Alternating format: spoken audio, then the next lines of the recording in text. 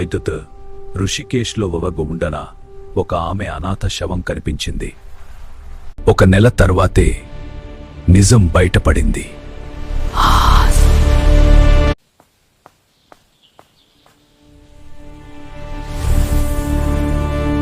ఆమె Bengal governor Jackson పై revolver ఎక్కుపెట్టి కాల్చిన ధైర్యశాలి. British ప్రభుత్వం ఆమెకు 9 ఏళ్ల కట్టు జైలు శిక్ష. ఆమె విడుదలయ్యా.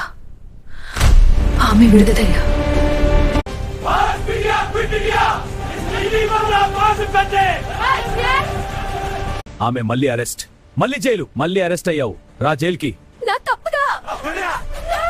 స్వాతంత్ర్యం వచ్చిన తర్వాత ప్రభుత్వం ఇచ్చే అమ్మా, ఇది మీ స్వాతంత్ర్య పెన్షన్ చెక్కు. ఈ పెన్షన్ను నేను తిరస్కరిస్తున్నాను. దేశ సేవకుకు ప్రతిఫలం ఉండకూడదు. అది ఆమె నమ్మకం, అది ఆమె జీవితం. కాలం గడిచింది. దేశం ఆమెను మర్చిపోయింది.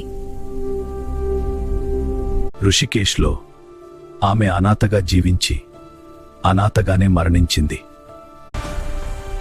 ఇలాంటి అజ్ఞాత వీరులు ఎందరో,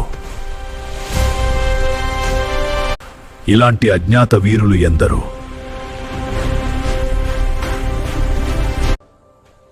ఇలాంటి అజ్ఞాత వీరులు ఎందరో.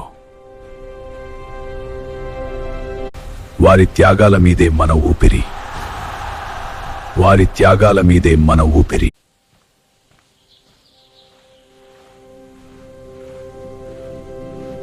కానీ ఏడాదికి ఒక్కసారైనా వారి పేరును తలవని దౌర్భాగ్యం మనది. ఈ స్వేచ్ఛ బీనాదాస్ లాంటి మహనీయుల రక్తంతో రాసిన చరిత్ర.